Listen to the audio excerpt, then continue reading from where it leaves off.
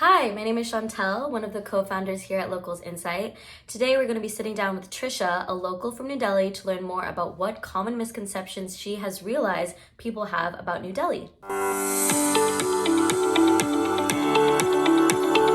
what are some common misconceptions that tourists have about India or just people outside of India?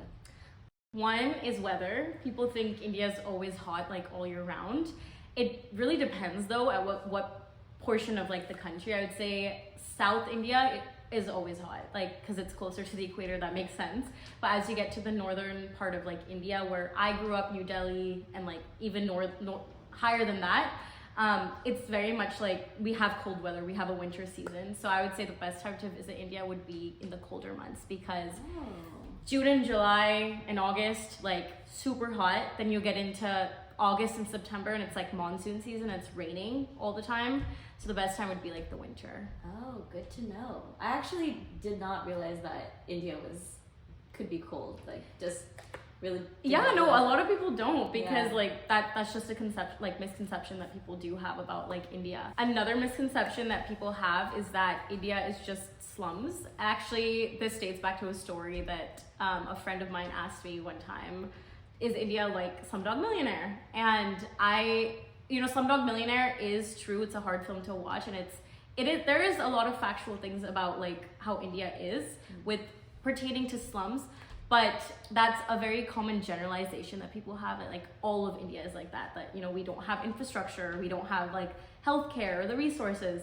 But as I've mentioned, like there's a huge discrepancy in the population. There is a large percent of the population that is impoverished, that is in poverty. That's something that India's always struggled with. There's like a decent amount of the population as well that's middle class, upper class, like urban up and coming neighborhoods.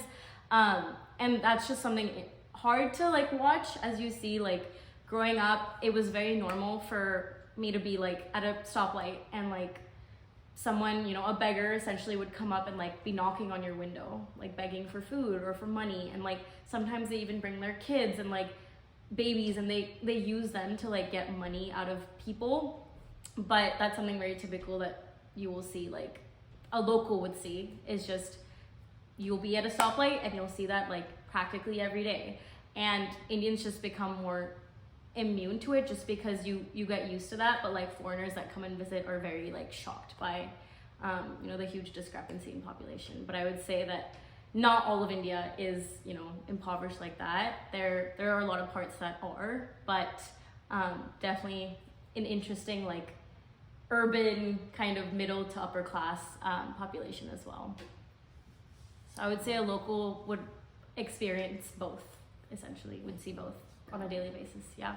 So yeah, another misconception that a lot of people have about India, and it's something that's been there for years and years, is that India is unsafe. And it's unsafe for women specifically, and like visiting foreigners or people that think about visiting are a little hesitant because of safety. Mm-hmm. But I would say like as a woman, like I grew up in India, born and brought up, I think it all dates back to whatever you're familiar with. I would say there are parts of Delhi specifically that are unsafe, but like just being aware of like where to go and where not to go. And if that means researching or like talking to a local before you go, those are just helpful tips to ensure that you're being careful and aware of your surroundings. Like I'm like not gonna shy away from the fact that like every place has crime, every place is unsafe, but people just tend to get more scared because they're unfamiliar with India. And it's such a different like society than like Western society. But I would say like there were times I felt safer like in India than I do, or in New Delhi than I do walking a street in San Francisco when there's a lot of homeless people around. Like it's all what you're familiar with, and like knowledge is power. The more you know, the more careful you can be. So I would say like I wouldn't use that as something to discourage someone from visiting India, because India can be like New Delhi specifically, like they're definitely safe places and to get around and stuff. So yeah.